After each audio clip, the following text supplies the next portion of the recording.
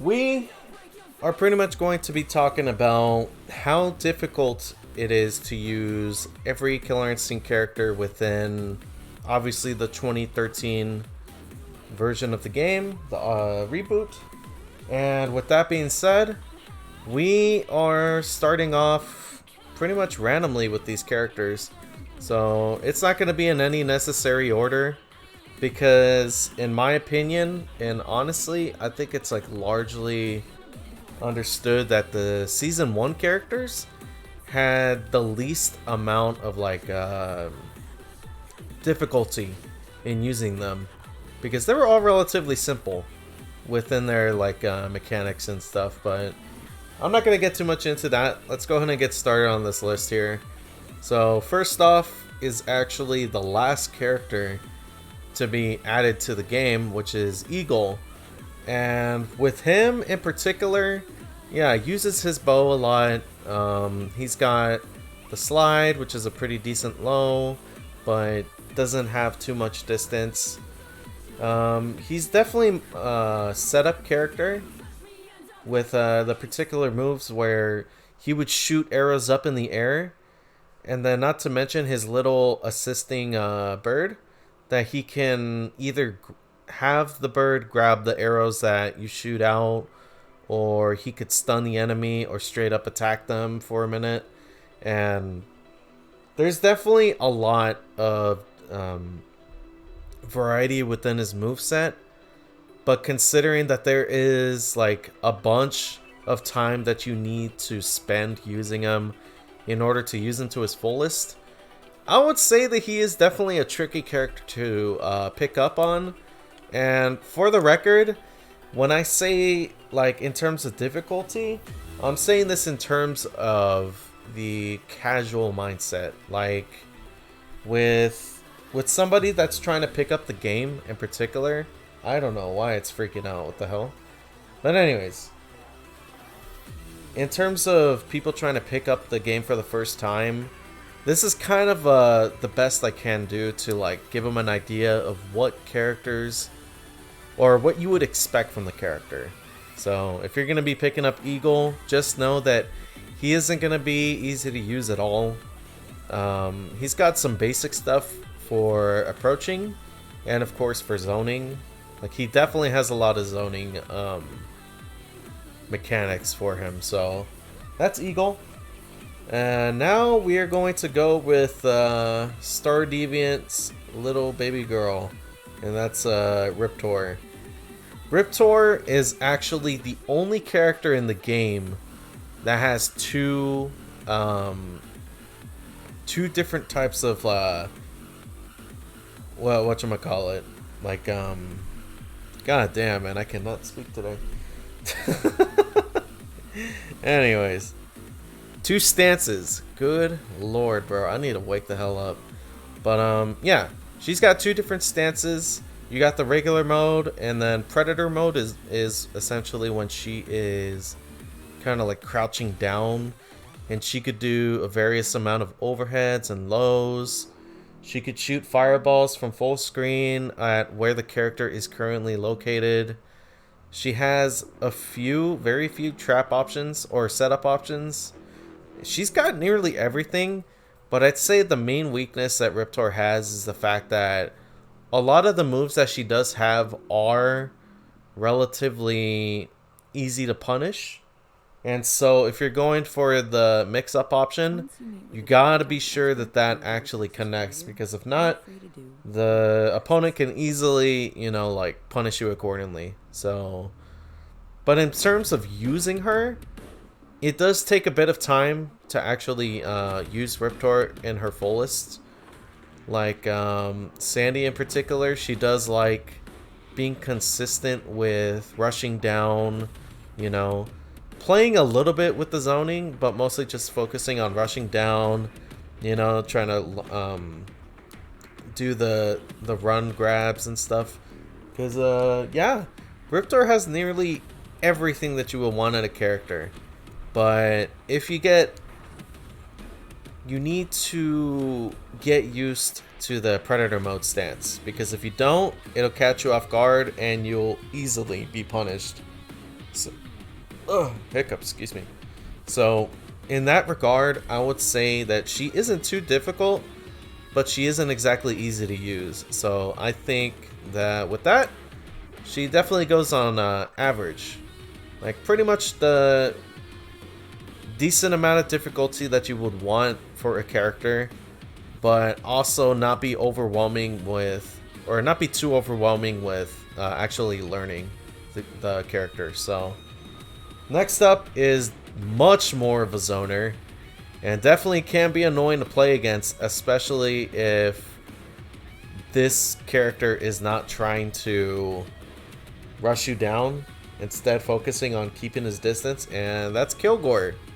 The freaking Fulgore prototype. Uh, One of the last characters to be added into the game, and he definitely feels like a rushed copy paste of Fulgore, except he focuses a lot more on using his little machine gun turrets. And yeah, there's kind of a fun little tidbit of when he overheats his miniguns. If you could still connect against the opponent, they actually get some potential damage taken or added to their health bar, which in turn allows you to do an ender and do a lot more damage than usual. So with Kilgore, it's definitely focused on zoning. He does have a move where like he lunges at the opponent. Sometimes you get like a overhead option. He shoots missiles, you know, the shadow version. He shoots plenty of those. And then has like a minor mini teleport to where he kind of just disappears and then comes back into the screen momentarily to avoid projectiles and stuff.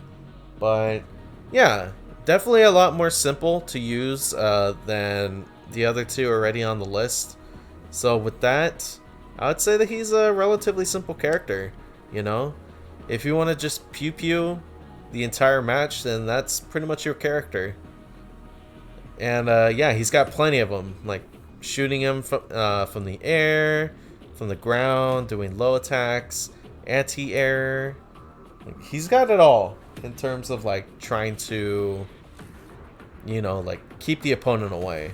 And I'm sure everybody enjoys doing that, so, or dealing with that. But yeah, now we're going with one of the slowest characters in the game, especially depending on how many rocks you have in his body, which is a mechanic, by the way. Aghanos, also known as Broccoli Man, back when he was first teased in the heydays of Season 2. But yeah, with Aghanos in particular, obviously very slow, giant character, and with the rock mechanic, obviously if like he picks up rocks, he is granted another hit of armor, which is very good. But of course, in turn, the more rocks that you have on his character, the slower you are. And good luck trying to jump over the character with all 4 rocks, because that's not going to happen. But yeah, he has the, for the Dragon Ball Z or Fighters fans, he has the Broly Stomp, which is kind of fun. And yeah, relatively, like he can sacrifice one of his rocks to set up walls around the area. Not just to kind of minimize the distance between you and the other opponent, but if you do a move where he essentially like punches you to the other side of the wall, if there is a rock there or like a little wall that you set up, it does like a lot more damage, like 15 to 20% if I'm not mistaken. And it is extremely it is terrifying to deal with something like that, especially when you're low on health, because yeah, one punch and you're literally dead at like 30%. So watch for that. And yeah, he's got a rush down move. He just rolls down, heads towards the opponent. He doesn't really have too much, or if any, like aerial options at all, of course. And in terms of difficulty, I would say he is roughly simple enough to use, but there is a lot of like a lot to really worry about within his movesets. So I would say that in that regard, I would consider him average. You know, like first off, you gotta know how to set up the walls.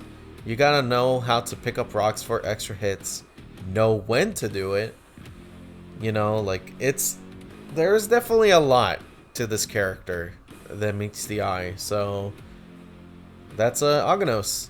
And now we go with the very first guest character that we have so far out of 3. And yeah, this one, I think I personally have the most fun with this one, and that's Arbiter from the Halo series, which was awesome, by the way, the announcement for him. And yeah, obviously uses his energy sword, as most elites would, you know. But yeah, with him, he doesn't have a lot of depth to his moveset, unfortunately. However, he does have amazing reach with his, of course, with his sword, and he has the option to kind of zone for a little bit with his carbine, but it is a limited amount of ammo that you can use. You cannot reload. You're literally given, like, I believe like 20 or 21 like shots of the Covenant carbine that you can use. And you also have the plasma grenades that do recharge over time, but it does take like roughly 20 to 30 seconds for each plasma grenade to refill. And so the decent thing that Arbiter has is that with most of his combo enders, you were given the chance to actually follow up with either the plasma grenade or the Covenant carbine for damage. Like, because the benefit to using the plasma grenade in the end of a combo is to essentially have it stick to the opponent for a little bit, and if you would, if you're careful, you could easily just block that away, and if not, you get stunned and Arbiter can follow up with another combo. And so with that, he has a very simple kind of like setup to his combos and stuff, especially in how you finish them. So I would consider Arbiter to be relatively simple. So there we go. Very easy moveset for somebody that's trying to pick up the game. Shout out to B-Boy Sonic X for actually having Arbiter be his first character to play in the game. So now we go with Arya, like one of the best characters in the game in terms of tiers, because definitely a top tier character. She is essentially if Marvel versus Capcom became a character.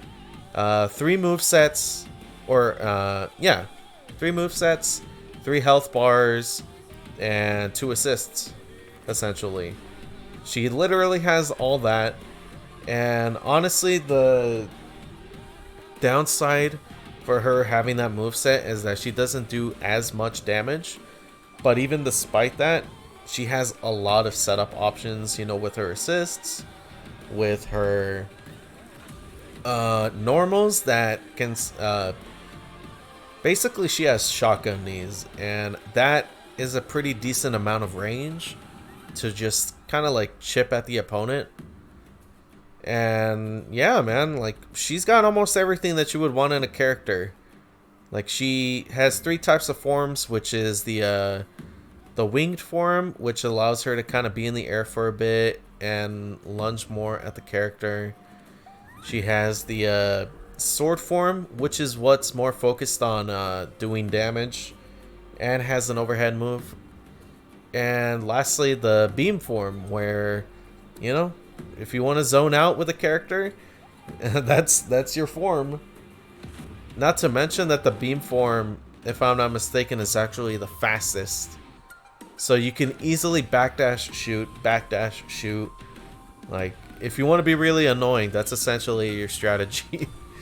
But yeah, there's definitely a lot more depth to Arya than most other characters in the game. So with that, honestly, I would consider her a little bit tricky. It's between tricky or average. Because the thing is, like, you know what? I'll put her in tricky. Just because there is so much more, like, with this character than most others in the game. And yeah, man, honestly, the hard part is just keeping an eye on all your health, making sure that you have all your forms intact relatively, and knowing what you have and what you don't. So there's definitely a lot more to it than that. And then here's Cinder, who was once a very easy character to use back in the 1994 days. But when he was put in this game in particular, he became a lot more difficult to use, which is why the only Cinder players that you really see are the ones that already know how to play him very well. Like, because with the 2 or 3 times that I faced against the Cinder online, they knew their shit, man. And once they know, it's gonna be very hard to kind of like read him, because with his Trailblazer move, which is essentially him lunging forward in the air, you guys have seen it if you play in the game, but he has options of lunging forward, like just straight forward. He's got ones where he can lunge up for, you know, a potential cross-up option, and he could stay up in the air for a little bit of time. And yeah, he's not focused on doing damage more than he is on simply delivering potential damage, and that is essentially where his damage comes from. Because yeah, once he does the enders where he either burns your upper body or your legs, the more you use your legs or your body if they are burnt, the more potential damage that you end up losing, or that you end up getting, excuse me. And if he, once again, if he actually does a combo on you and does a proper ender, that's gonna hurt. So watch for that. But in terms of using him, it definitely takes some time for you to get used to the Trailblazer cross-up options, things that you can do in the air to kind of throw the opponent off guard.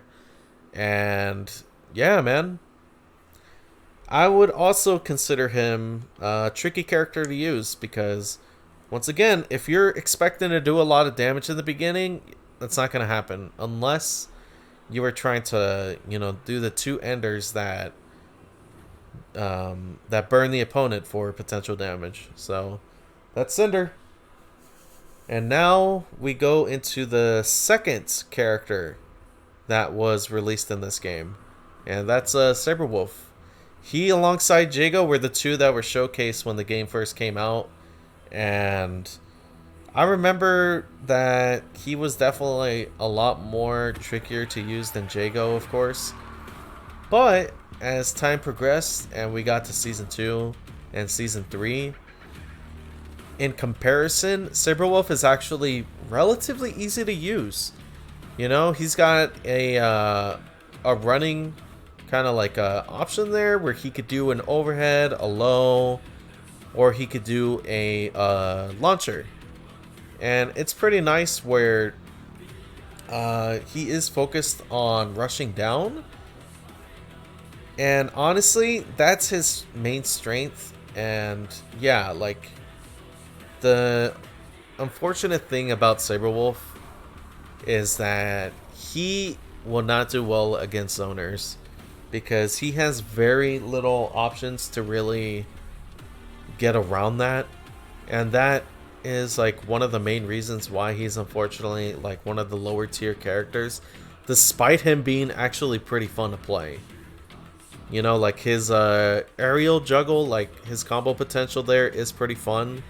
A little limited, but you could still do a particular shadow move where he can recapture and just continue the combo there.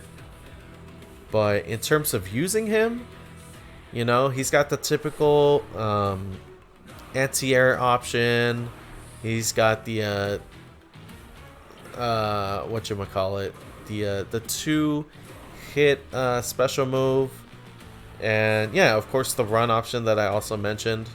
And yeah, man, so I will consider Sabrewulf once again pretty easy to use. Definitely easier to use than Riptor and Aghanos.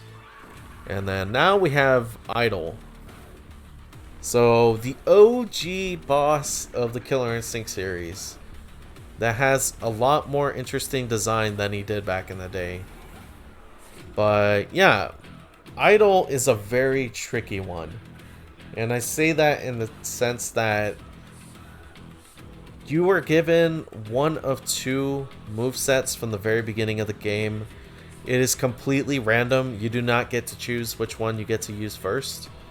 And if you are using a particular one that you don't like, you are given the option to punch yourself until you end up getting the of course you get either the magic option or the brawler option.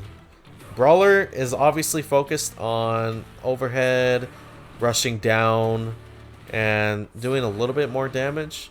And then of course the magic option is where you are focused on zoning out and yeah, you know, like just building up meter. So that's essentially your two sides, you know, the two faces of Idol there. There is a lot to kind of get used to, especially if you are not expecting the face change, which I forgot, by the way.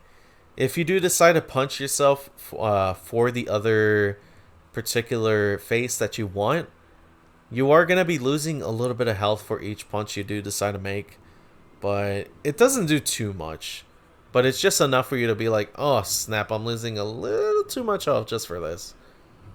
But yeah. In retrospect, I would say that Idol is definitely, I'd say he's average. I wouldn't consider him too difficult to use compared to everybody else. So, in that regard, I would put him at average. Fulgore. Alongside Arya, they are two of the absolute best characters in the game. Just because of all of their options that they can do. Which is kind of funny because the two robots in this game, aside from Kilgore, are the best characters. But yeah, going back to his moveset, he has a lot of Shoto kind of like background to his mechanics or to his moveset. Like he's got the lunging forward option, he has the Shoryu option, you know, the anti-air, he has fireballs. And unlike Jago, he also has teleporting options and sort of the eye laser, which is full screen shenanigans. And yeah, definitely one of the many reasons why he is incredibly good. So with that, he is also pretty easy to use because aside from building meter in a completely different way compared to everybody else, if you are focusing on like trying to rush down and, you know, like whether you're hitting the opponent or not, you get rewarded with your essentially your little nuclear reactor spinning faster. And the faster it spins, the more meter you get over time. And if you're focused on zoning the character, or if you get knocked down, that is essentially when your reactor would slow down. Hence, you not being able to gain meter quicker. So, in a way, the game essentially encourages Fulgore to rush down more than zoning, but you are still given the option to do both. So with that, I would say that Fulgore is also pretty easy to use. I'm almost tempted on putting him at super easy just because he doesn't have anything that's like deceptively difficult for him. So yeah, I'll just leave him at simple for now. And then we have Gargos, the second main antagonist of the series, but the main antagonist in this particular game. He is a pain in the ass to play online just because he has particular moves that tracks, because he could summon portals and essentially punch you know, from like full screen and stuff. And yeah, essentially what MK11 didn't do, which is pretty much tracking, you know, like the long distance moves. But no, with Gargos in particular, he is definitely a lot more oriented on zoning and also long reaches with his wings too. And not to mention that he can also summon minions to essentially fight for him, which can be really annoying to fight against, of course. But yeah, he isn't too damage oriented, which of course would make him a fair character relatively. But yeah, with that, I would say I don't really know too much about him, like compared to everybody else. But yeah, like he can obviously go inside portals and do some overhead options. His instinct, he could turn a stone and essentially take any hits except for, I believe, the heavies, if I'm not mistaken. But yeah, there's definitely a lot more to him, and so with that, I would consider him... This one's another tough one because he's definitely on the average to tricky kind of realm of difficulty, but I'd say for this, I would consider him tricky. Because, yeah, it is easy to use his movesets, but in terms of setting up, you know, the minions and also a lot of the air combo potential that he does have, you need to spend some time in order for you to actually be good with that. So I'll leave him at tricky for now. And so now we have General Rom from the Gears of War series, for those who don't know. And with him, he has little, like kind of like Aghanos and Arbiter, he has little depth to his moveset. He is focused on grabbing the opponent, you know, stomping on him. He also has a move, or has some moves where he can defend himself with the krill that he summons. And in doing so successfully, the opponent will, over time, take damage unless they hit General Rom. So those are like the main aspects of him. And of course, he has only one linker in the game, and if I'm not mistaken, he's actually the only character in this game that has a single linker. And it's pretty wild to think about, actually. But yeah, he does a lot of stabbing if you see the linkers. You'll know what I'm talking about if you see him.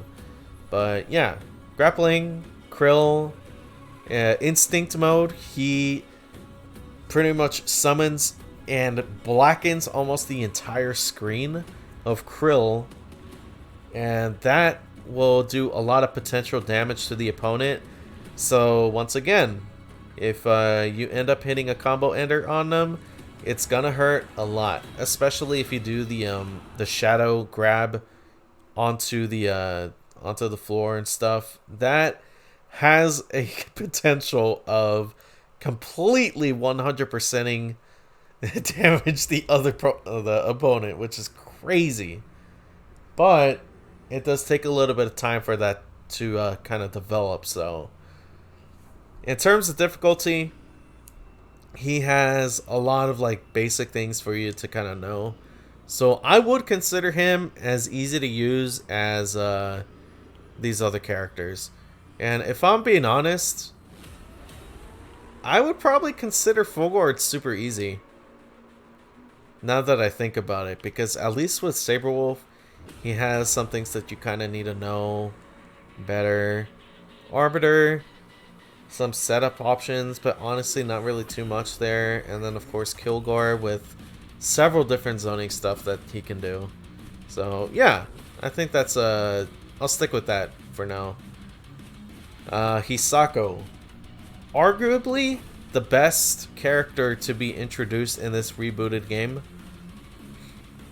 And if you don't believe me, ask the community, man. They enjoy the hell out of this character. And for good reason.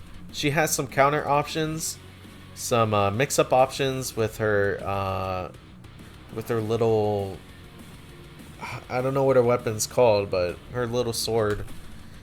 I'm just gonna call it a sword, man. I'm sorry, but yeah,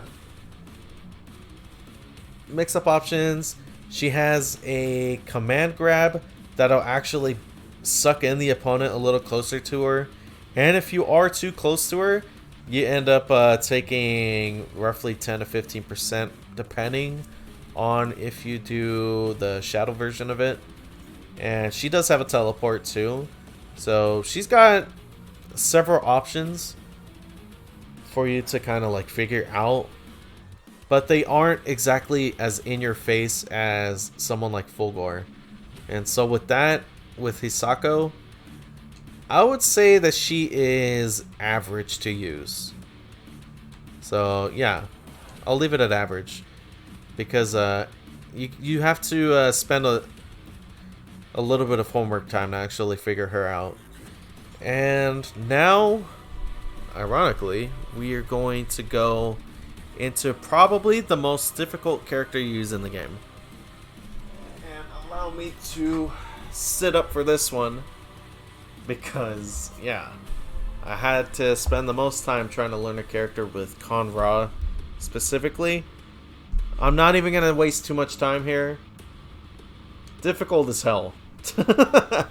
And I say that because with Kon-Ra, he is largely focused on zoning, traps, setups, you name it. You know, he's not very damage oriented, of course.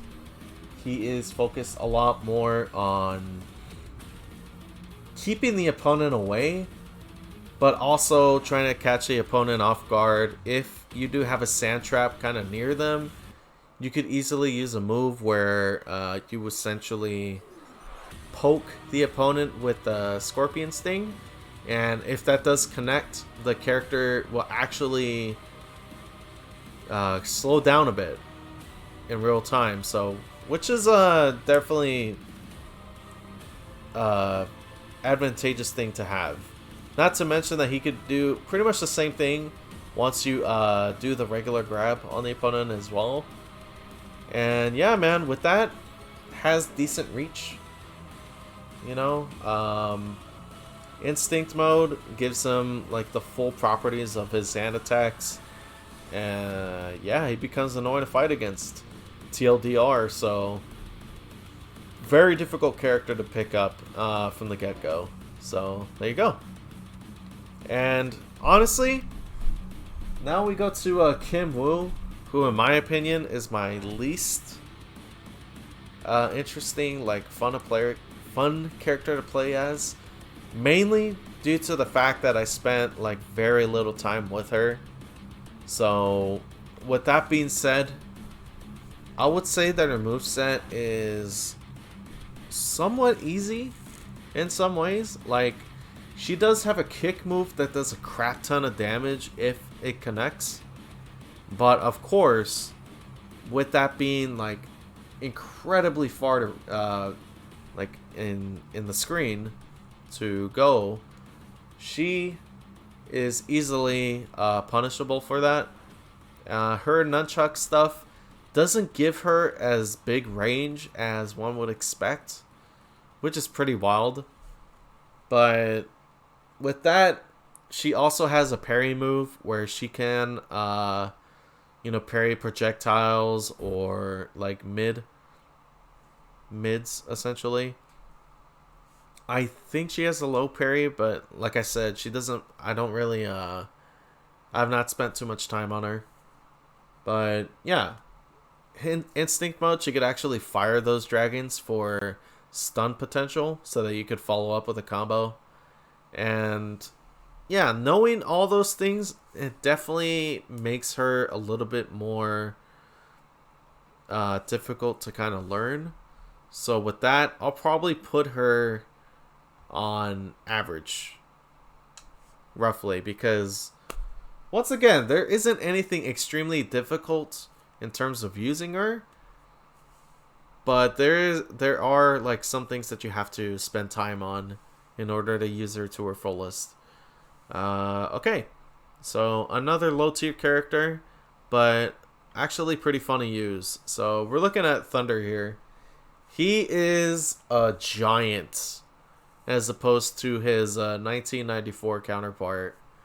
And the weird thing about the lore is that he is actually older in this interpretation of Killer Instinct as opposed to him being the younger brother back in the 90s. I don't know what that retcon was about, but hey, man. It is what it is. But anyways, focusing on his gameplay, definitely focused on grappling. Does a lot of damage when he does grab you. And has a couple of his old moves from back in the day, which is pretty nice. He does have an additional low option as a starter and a linker nonetheless.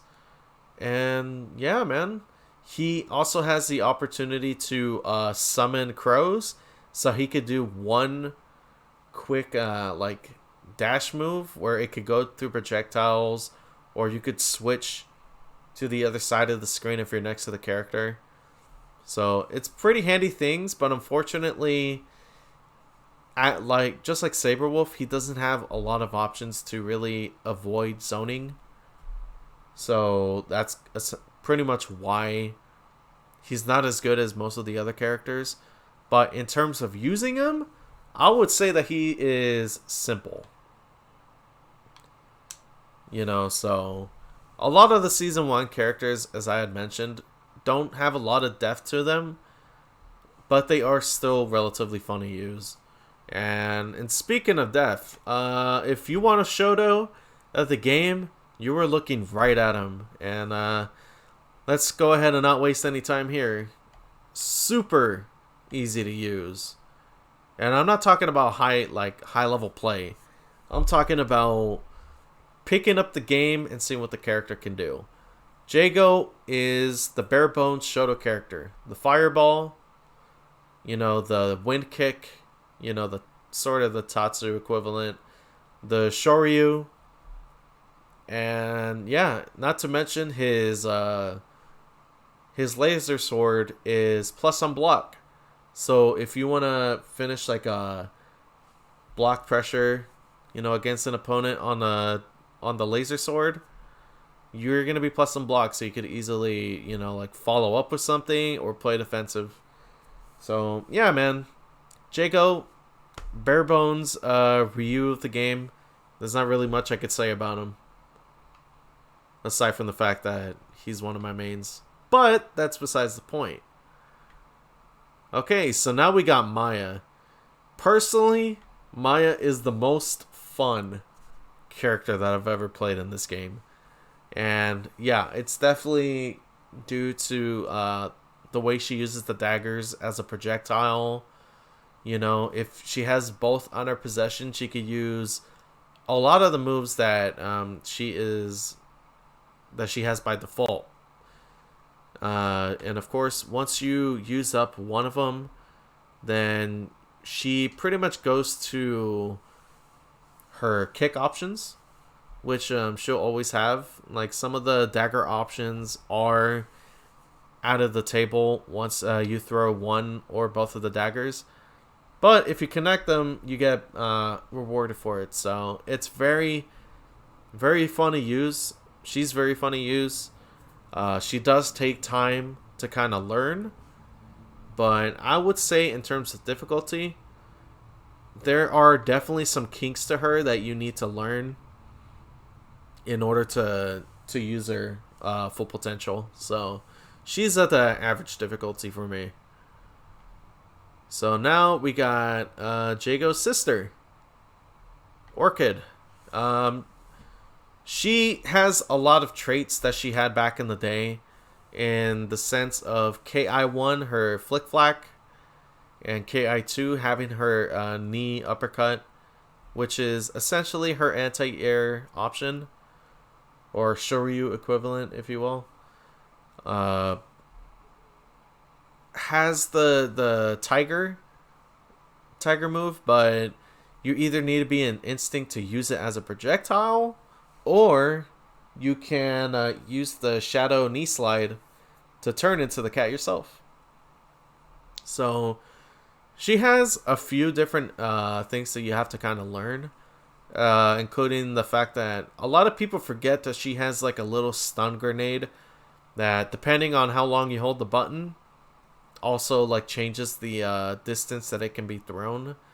It isn't super reliable, but it's still an option that you can kind of use to pressure the opponent. So she is also a simple character to use for me, personally. So definitely easier to use than Maya. And now we got, oddly enough, Maya's sister. I did not have these lined up at all, by the way. It's kind of funny. But I do appreciate the fact that we are kind of going through like 1, 2, 3 season characters. So, like, differently. But now we got Mira. And yeah, a long time the KI community wanted a vampire character. And this is it. So, a quick fun fact with her, if you guys haven't watched the Maximilian video, is that she was originally going to have blood to use as a weapon, but due to the T rating that the developers were trying to go for, they had to change it into this silver looking like mercury blood, which in my opinion looks way better. So I appreciate the fact that she isn't like a Scarlet lookalike with the way she kind of manipulates blood and stuff. So I like that she is different in that regard. But in terms of a moveset, she has very little similarities with Maya, except for the fact that they both have this like 4-hit normal attack that they can do, which was kind of a nice little connection with the two lore-wise. But once again, going back to her gameplay, she has, if you use any medium or high attacks with her blood attacks, essentially, she will lose a little bit of her actual health. And the way that you would get it back is that if you either use the bite as a linker, as an ender, or if you use the special move just in general, you would essentially get some of your blood back. However, the reason why that's important is that if you do the medium or heavy blood attacks, if you can end it, use a specific ender, she has one that does an insane amount of damage, and it's very reliable, which is why she's not exactly a horrible character in this game, because of the damage that she's capable of doing. So in terms of actually using her, she is about, in my opinion, yeah, because she also has an air dash as well. That's kind of an interesting thing.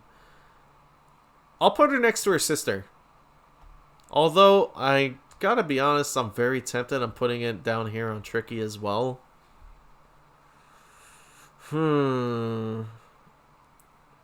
Well, I don't want to spend too much time on that because we're already like 45 minutes in. So, yeah, I'll leave her at average for now. If something clicks later, then I'll just change it. So, Omen. Probably one of the lesser favorite characters, to be honest, in this game. Just because he doesn't really have a character aside from just being a, like, shadow or, you know, like the Gargos worshipper or whatever. It's very weird. A Herald of Gargos he is. But in terms of his moveset, relatively simple. You know, he's got very unpredictable fireballs that go wherever the hell they want on how they behave, which is kind of the neat thing that he has going on for him. He has some shadow move options to where he can use the fireballs as a defensive option, and has a slide which is pretty decent in range. He is actually arguably top 3 in this game because of his unpredictability and because of his defensive options. Doesn't do a lot of damage, but he has 3 shadow bars that he can use as opposed to everybody having 2, depending. And yeah, man, he could spam those easily. And not to mention, he has some aerial like kind of movement as well that makes him pretty good. So with that, I'll put him in simple for the most part. Glacius, they actually changed his moveset a lot from how it was back in the day, because he was definitely more rushdown oriented in the 90s, but now they have him to where he is more zoner oriented. He has a move where if it connects, it is actually unblockable, which makes it really good for catching the opponent off guard. He has a hailstorm, just shoots like fireballs and stuff onto the ground that is relatively slow, but it allows you to kind of catch your opponent off guard with like, switching screens, doing cross-ups, all that stuff. And yeah, not to mention he does have the puddle punch, which is arguably his most iconic move. So really simple, and as like most of the season 1 characters are, which is why you see them so highly placed. But I would probably for like the casual fan recommend that you use somebody else until you can kind of learn the mechanics of this character. So I'll put him in average in that regard. He's definitely one of the tougher characters to use in season 1. And now we got Rash, the final guest character. This was definitely one of the more obscure ones in the game, which is why it's kind of more interesting for that. But yeah, man, the freaking Battletoad, probably looking the best that he's ever looked, if I'm being honest. Even with the recent Battletoads game that came out like last year, 2 years ago, this is still his best looking design. For me, at least. But yeah, he has a few rushdown options, has a very quick overhead. He can use his tongue to actually eat projectiles and maneuver his way across the stage, which is insane for like movement. But he does have a few like negative like frame stuff that allows him to be punishable, but a lot of it's due to him most likely being able to follow up with his tongue attack so that he could avoid taking those risks, which is why he's one of the better characters in the game. But yeah, movement wise, he is very good, and casual sense, he is pretty easy to use. So with that, I would also put him at simple, but has the potential of being like tricky if you're trying to better understand his like tongue attacks. So now we got Sadira. She is also one of the characters I have the most fun playing with because she has a lot of air combos potential, which is pretty fun. A lot of her moves are negative on block, and it's because of that she isn't exactly like highly tiered. I know I keep talking about the competitive stuff, but you know how it is.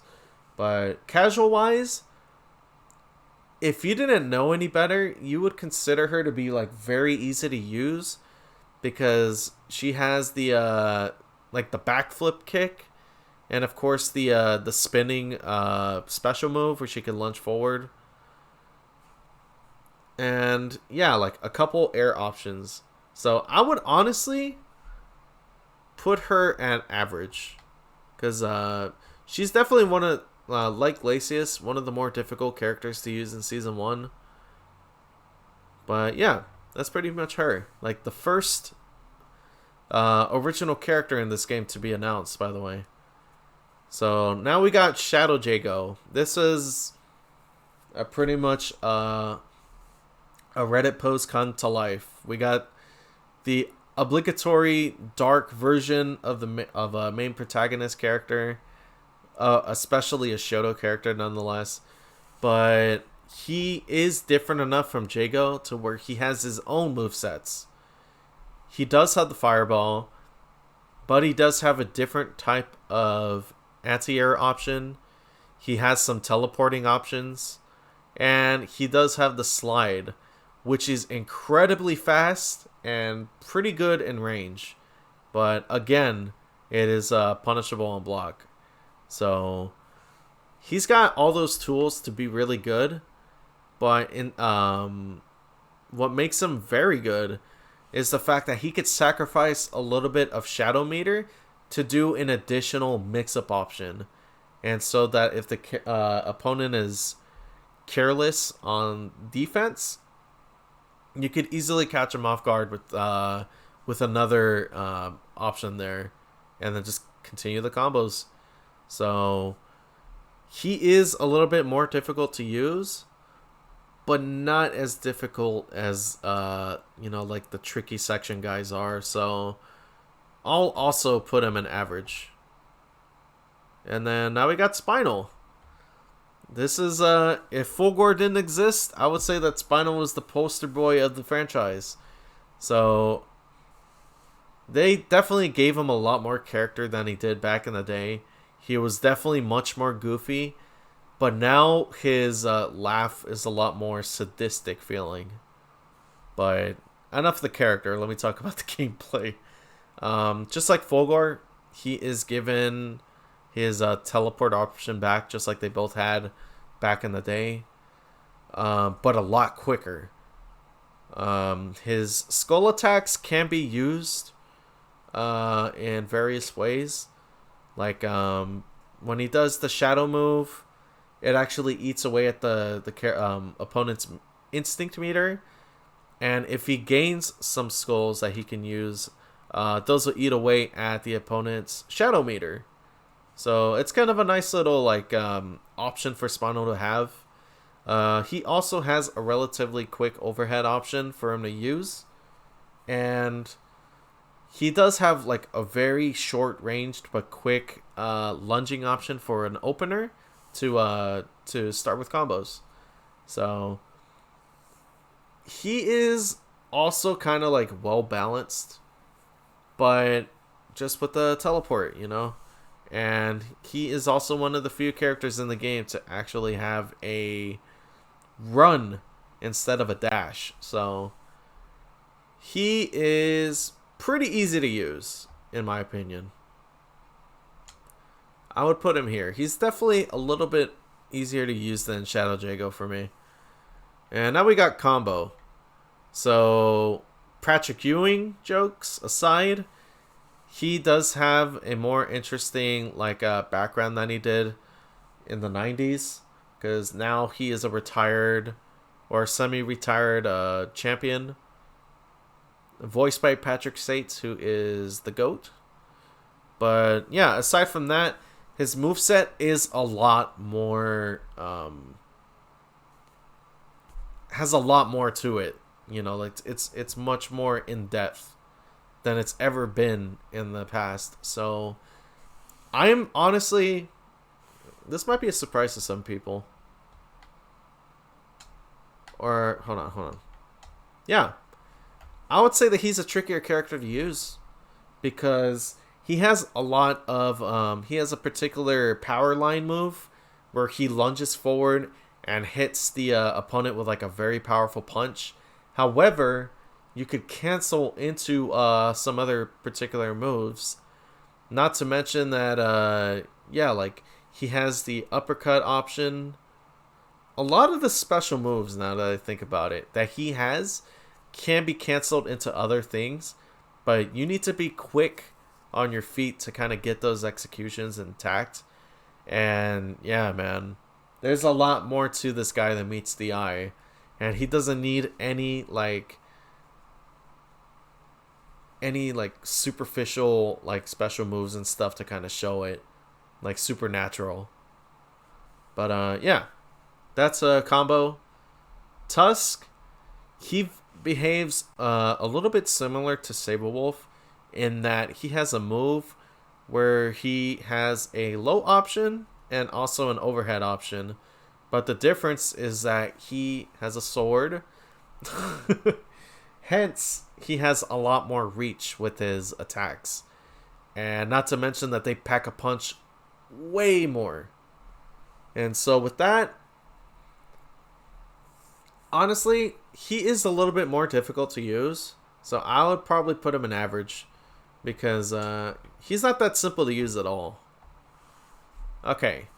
There we go. We are in the final hurdle, man. And that's with Shin Hisako. So, lore-wise or developer-wise, I feel that she is probably the most unnecessary character to be added into this, because having like an alternate version of Hisako in the same game that she was already introduced in is a little unnecessary. But I at least appreciate the fact that she plays a little bit more differently than her original counterpart. So with Shin Hisako, she is focused more on setting up a little spirit anywhere on the screen, and she can practically teleport in that location. And so she has a little bit of setup options. She has an overhead option, and of course the teleport.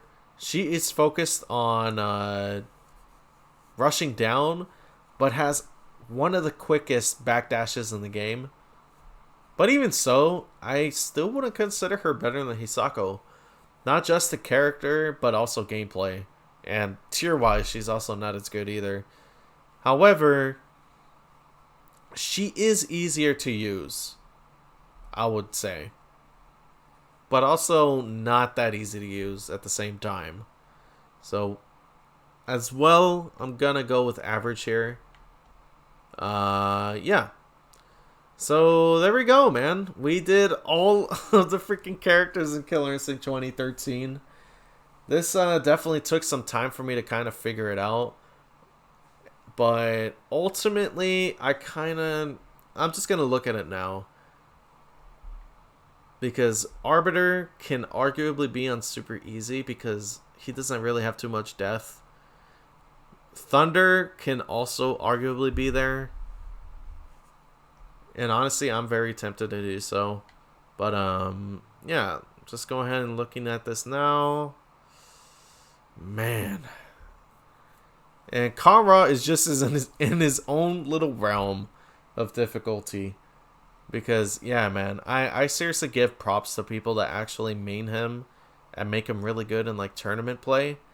Because this dude has a lot of, like, things that he can do. And it definitely takes patience, man, to really learn any of these characters. So that's roughly my list, y'all. Of course, as I need to mention, this is all completely subjective. You know, this is just from my own little opinion from, like, personal experience with everybody, having played everybody. And yeah, man, with that, that's gonna pretty much do it for me, man. We just reached an hour, so not really any point in trying to drag this out any further. But yeah, man, if you seriously do enjoy seeing, like, content like this from me, by all means, feel free to let me know. You know, like, for my YouTube folks, feel free to like this video, comment if you want to see something similar to this, or if you want to see something else, feel free to let me know. And then for my Twitch fellas, you know, it's just feel free to give me a follow, I guess. But yeah. Anyways, I'm gonna go ahead and end it now, y'all. Thank you guys very much for watching, and I'll see y'all next time. Fight on, everyone.